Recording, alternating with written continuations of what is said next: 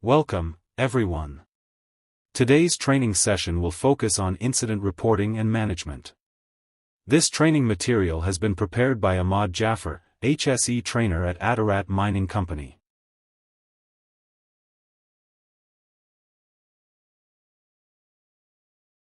Presentation outline.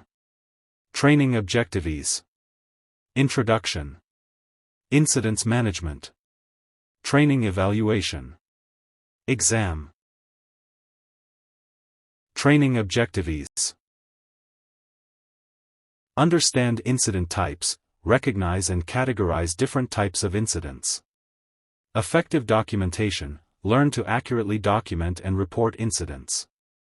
Root cause analysis, develop skills to identify and analyze the root causes of incidents. Response strategies, understand immediate response steps and long-term mitigation strategies. Introduction. Incident, an unplanned, unwanted event that leads or could lead to injury, damage or loss. Accident, an unplanned, unwanted event that leads to injury, damage or loss. Close call, near miss, an unplanned event, series of events or condition at the workplace that did not result in injury, illness, or equipment/property damage, but had the potential to cause such outcomes. Unsafe act/unsafe condition.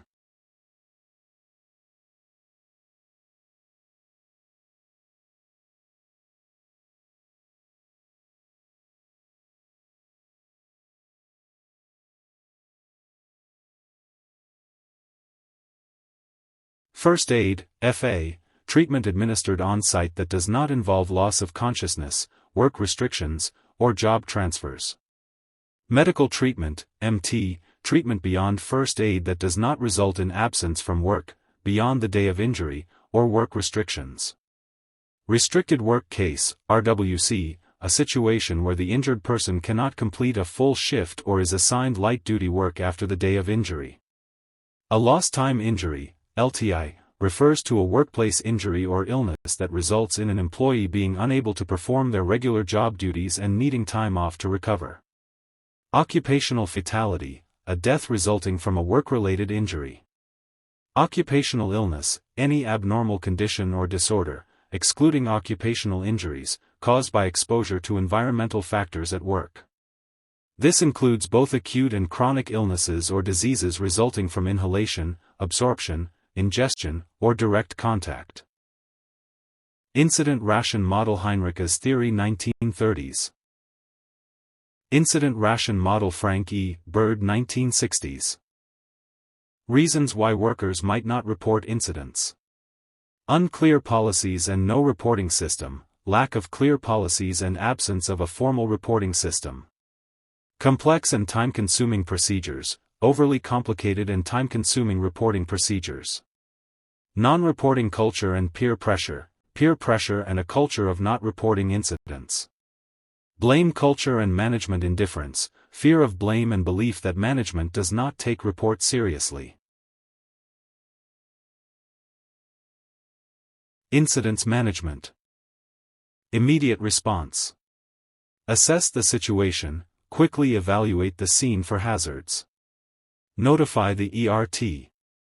Secure the area, isolate the incident area to prevent further injuries. Provide first aid, administer immediate medical assistance if needed. Preserve evidence. Document the scene, take photos and notes of the incident area. Avoid disturbance, do not alter or move anything unless necessary for safety. Communication. Notify authorities, inform relevant personnel and emergency services. Coordinate efforts, work with team members to manage the incident effectively. Follow-up actions. Incident reporting, complete initial incident reports promptly. Investigation, begin a thorough investigation to identify root causes. Review and improve, analyze findings to implement preventive measures. Immediate injury form. This form should be completed by the HSE department and forwarded to the HR manager promptly after any injury. Flash incident report, initial report. This is a primary reporting tool that briefly explains the incident without investigating root causes. It is intended for initial information only. The report should be submitted to the HSE department by the department responsible for the incident. The HSE department should forward it to the management within 24 hours of the incident. Incident investigation. Incident investigation is a systematic process carried out in response to workplace accidents, near misses, or other safety-related incidents. The primary purpose is to identify the underlying causes of the incident, understand why it happened, and develop strategies to prevent similar incidents in the future. High potential incident, HPI, an event or series of events with the potential to cause significant adverse effects on health, safety, or the environment at the workplace. Examples for HPI: serious health and safety incidents, unconsciousness due to work-related incidents, unplanned emergency site evacuations, vehicle accidents, including tipping, rolling, or collisions, pedestrian near misses or strikes by moving vehicles, structural and equipment failures, high wall/low wall failures without preventive controls, structural failures of plant or equipment impacting personnel, scaffolding failures affecting structural integrity, hazardous conditions, uncontrolled blasts or exposure to blasting, unplanned ignition or explosion of gas or dust, presence of irrespirable atmospheres requiring self-rescue devices, operational and procedural failures, electric shocks requiring medical treatment, entanglement in moving or rotating equipment, failure of isolation procedures exposing personnel to potential energy sources. Basic investigation procedure: gather information about the event. Analyze that information and draw conclusions about the immediate and root causes. Identify suitable control measures. Plan the remedial actions. Step 1. Gather information. Secure the scene. Prevent alterations to the scene. Collect witness details promptly. Separate witnesses to avoid conferring. Collect scene information. Use photographs, sketches, measurements, videos. Record environmental factors, e.g., wind speed, temperature. Take physical evidence and mark up site plans. Interview witnesses. Gather crucial evidence about the incident. Conduct careful interviews to ensure high-quality evidence. Examine documentation. Review site plans, company policies, risk assessments, etc. Check training records, safe systems of work, permits to work, maintenance records. Step 2. Analyzing information. Immediate causes are the direct factors that led to the incident. These are the conditions or actions that occurred at the time and place of the event. Improper use of tools or equipment. Unsafe or defective equipment. Root causes are the underlying factors that contribute to the immediate causes. These often involve failures in the management system. Inadequate supervision. Failure to adequately supervise workers can lead to unsafe practices. Lack of PPE. Not providing appropriate personal protective equipment, PPE, increases risk. Insufficient training. Failure to provide adequate training can result in improper handling of tasks. Poor maintenance. Lack of regular maintenance can create hazardous conditions. Inadequate inspections. Failure to conduct thorough checks and inspections can overlook potential risks. Improper risk assessments. Not carrying out proper risk assessments can fail to identify and mitigate hazards. Some of root cause analysis methods. The 5 Why method. Cause and effect, fishbone diagram. Fault tree analyses. Incident cause analysis method, ICAM. The 5 Why method. Purpose: to identify the root cause of an incident by asking why 5 times. Steps: identify the problem, clearly define the incident. Ask the first why, determine the immediate cause of the problem. Repeat why for each answer, ask why again to delve deeper. Continue until root cause is found. Typically, 5 iterations reveal the underlying issue. Implement corrective actions. Address the root cause to prevent recurrence. Problem: a worker slipped and fell in the warehouse. Why? Because the floor was wet. Why? Because a pipe was leaking. Why? Because it was corroded. Why? Because it had not been inspected or maintained. Why? Lack of a preventive maintenance program.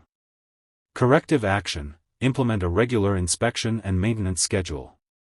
Outcome: by identifying and addressing the root cause, long-term solutions can be implemented to enhance workplace safety. Purpose: to systematically identify the root causes of an incident by categorizing potential factors. Steps: define the problem, clearly state the incident or issue. Identify major categories. Common categories include people, process, equipment, environment, and management. Brainstorm causes. List potential causes under each category. Analyze causes. Evaluate the significance and interrelation of each cause. Identify root causes. Narrow down to the core issues that triggered the incident. Develop solutions. Formulate corrective actions to address the root causes. Example for cause and effect: fishbone diagram. Example for fault tree analyses.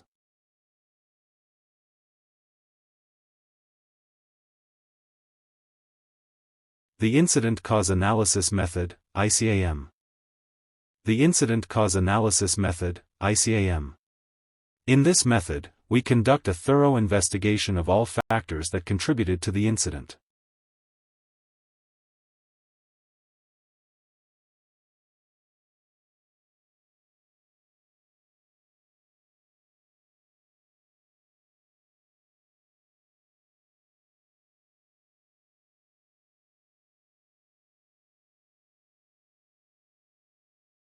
Step 3. Identify suitable control measures. Objective: establish correct control measures to address both immediate and root causes of incidents. Importance: prevent wasting time, money, and effort on inadequate measures. And ensure effective prevention of similar future occurrences. Focus on management system improvements to ensure comprehensive safety. Step 4. Plan the remedial actions. Objective: ensure corrective actions are taken following an incident investigation. Action plan. Present remedial actions in a structured action plan. Prioritize immediate and interim control measures with suitable timescales. Immediate actions. Address unsafe conditions, dangerous practices, and high-risk activities immediately. Implement immediate responses such as taking machinery out of action, suspending work activities, and evacuating locations to ensure safety during the investigation. Step 4. Plan the remedial actions. Interim control measures. Introduce short-term measures to allow work to proceed while long-term solutions are developed, e.g., hearing protection for excessive noise, perimeter guards for overheating machines. Root cause remediation. Prioritize and timetable actions that will have the greatest impact on preventing future incidents. Address management weaknesses and legal compliance, even if they are less effective in preventing future accidents, but with lower priority. By planning and implementing these remedial actions, we can ensure a safer workplace and prevent similar incidents in the future. Problem-solving workshop. Scenario: you're the manager of a distribution depot. It's Thursday afternoon, close to the end of the working day. One of your warehouse operatives has had enough for the day and decides to pack up early. Meanwhile, in the warehouse, one of your forklift truck drivers, who's equally keen to finish his work, is driving his truck loaded with boxes of paint. The forklift truck turns a corner and heads at speed along the aisle towards the loading bay. At that very moment, the warehouse operative comes out of an unauthorized access aisle, not looking where he's going, and heads towards a fire exit, a short cut to the car park. The forklift truck driver sees the man at the last minute and brakes hard, but skids on a patch of oil left by a leaking forklift. He comes to an abrupt stop and the load falls onto the warehouse operative, breaking his arm and bruising his leg.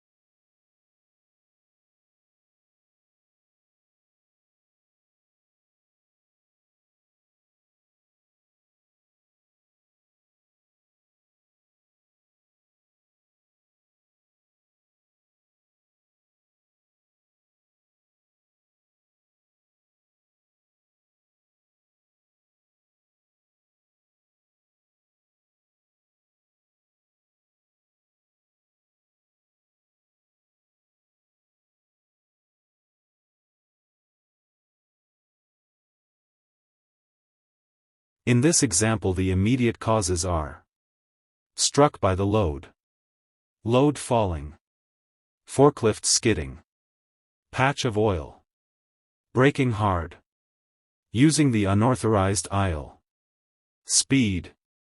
The underlying causes are: forklift leaking, rushing to get the job done, speed limiter removed, lack of maintenance or inspection, taking a shortcut, leaving work early. The root causes are: lack of supervision, work pressures, poor custom and practice. If you have any question, please do not hesitate to contact Adarat Mining Company HSE Department at any time. Training evaluation. You can scan the QR code or you can find the link in the description. Exam. You can scan the QR code or you can find the link in the description. Thank you.